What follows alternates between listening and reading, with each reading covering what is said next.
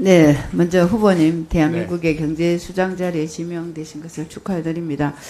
기재부 장관은 부총리면서 대한민국의 경제 수장이라는 막중한 책무가 부여되는 자리이기 때문에 다른 국무위원들보다 더욱 타의 모범이 되어야 되고 또 도덕적이고 청렴해야 됩니다.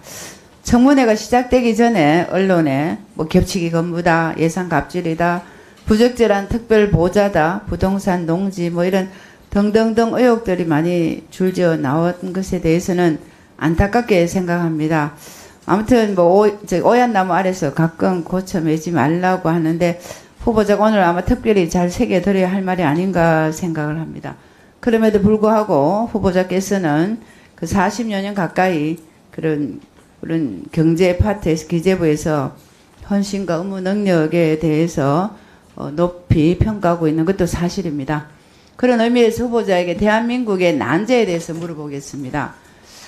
우선에는 현안을 보면 지금 현재 기재부가 문제가 되는 미국과의 25% 상호 관세, 방위비 분담금, 전작권 환수 이슈 이렇게 모든 이슈가 몰려오고 있고 러시아와 중국과의 관계 설정 이런 것들이 경제와 굉장히 관련이 많습니다.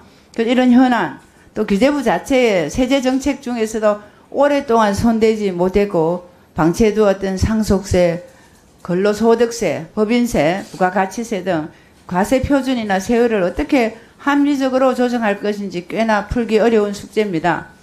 그런데 이제 지금은 극한의 정치 대립도 워낙 단골의 난제이기도 하고요. 그런 중에서 또 이 통발부수다 보니까 탄소 중립 시대를 준비하면서 원전과 재생에너지가 예산적인 측면이나 그런 어떻게 하면 양날개로 갈 수 있을지도 또한 난제라고 생각합니다.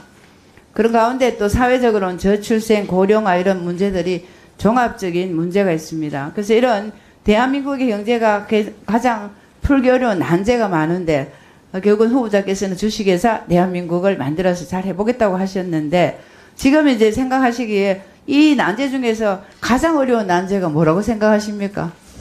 진짜 그 난제가 너무 많습니다. 진짜 너무 많아가지고요. 저출생 고령화도 이슈죠. 기후변화에 대한 대응도 되고 있지 않죠. 또 국내적으로는 경쟁력 약화되가 있죠. 그 다음에 양극화가 너무 심해가지고요.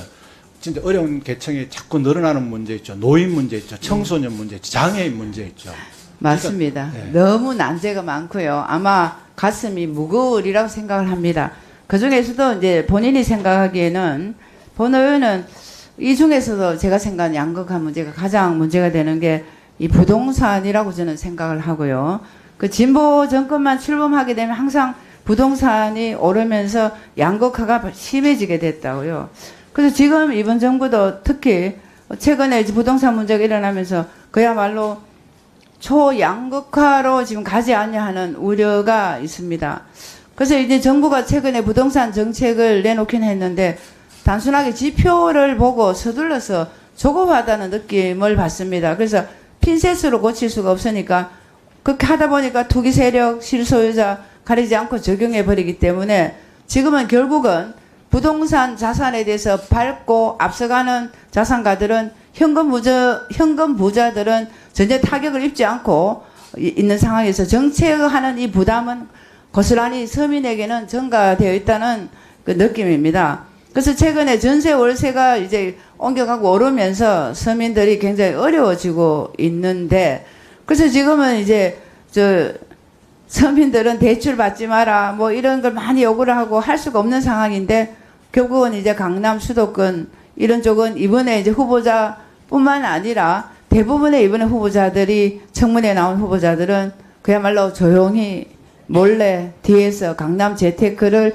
하고 있었다고 서민들은 지금 생각을 하고 있습니다. 그래서 후보자께서는 만약에 인사청문회를 통과해 장관이 된다면 우리가 재정 건전성까지야 바랄 수는 없지만 지금 다가오기 시작하는 부동산발 초양극화 우려를 전체 거시적으로 바라보면서 조급히 하지 말고 차분하게 대책을 마련해 주셔야 됩니다. 단파적으로 지금 가면 그 피해는 결국은 현금 가진 사람은 피해갈 수 있고 서민들은 특히나 청년이나 신혼부부는 어렵습니다. 그런 부분을 반드시 꼭 지켜주시기를 바라고요. 그래서 이제 한 가지를 더 말씀을 드리자면 그 민생회복 소비 쿠폰에 대해서 제가 늘 염려가 좀 많은데 이번에 어쨌든 여당의 단독으로 통과시켜서 민생회복 소비 쿠폰 같은 이런 정부의 소비 진작 정책을 지금 시행했고 다음 주부터는 이제 신청을 받아서 시행을 합니다. 알고 계시죠? 네네. 그래서 이 정책을 이제 마중물이라고 얘기를 하셨고요. 그렇지만 이 마중물이 펌프가 돼서 전체가 돌아야 되는데 오히려 이 한 바가지의 이 마중물이 한 숟가락 같은 효과로 선순환 효과를 가지지 못하면 어떻게 되냐 하는 그런 우려가 지금 많습니다. 지난번에 이제 문재인 정부 때 아마 잘 기억을 하시겠지만 정부의 일회성 전국민 재난지원금 정책처럼 정부에서 하는 현금성 재정 지출이 이 마중물 효과에 대해서는 아직까지 검증되지 않고 있고요.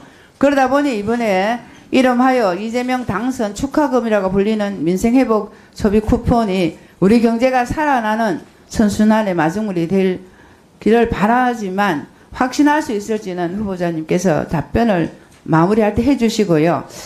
여기에서 이제 우리가 소비를 하기 위해서 돈을 줬는데 소비로 미치지 않았을 때 그건 또 고스란히 또 빚으로 다시 돌아오는 그런 어려움이 있습니다. 그래서 최근에 보면 한국은행과 조세재정연구원에 따르면 정부가 하는 소비 투자 재정 성수는 0.68, 이전 지출에 대한 경우에는 0.2에 불과하다고 되어 있습니다.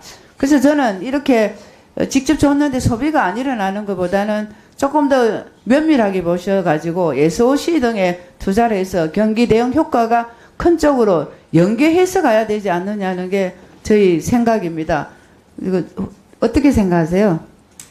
예, 의원님께서 좀 답변을 드리겠습니다. 첫째, 그 부동산 관련해서는 진짜 우리 국민들의 주거 안정을 위해서는 부동산 시장 안정이 굉장히 중요합니다. 그래서 이번에는 수요 측면에서 그 부동산 수요를 좀 막기 위해서 했고요. 실수요자입니다. 그리고 돈이 많다고 인해서 내가 6개월 이내에 가서 살아야 되기 때문에 돈이 많은 사람도 실수요자만 주택을 사게 되기 때문에 그런 효과가 있다고 보여지고요. 그럼에도 불구하고 수요만 저희들이 또 이렇게 부동산 시장 안정을 시킬 수 없기 때문에 공급도 최대한 또 할 수 있는 방안, 또 공급하는 과정에서 생길 수 있는 규제 이런 것도 찾아서 좀 해결하는 게 부동산 시장의 장기적인 안정화가 가능하다고 보여지고요. 또 의원님께서 말씀하신 이 소비 쿠폰에 대해서는 사실 이렇습니다. 제가 여러 의원님들 질문에 말씀드린 것처럼 진짜 지금 상황이 굉장히 어렵습니다.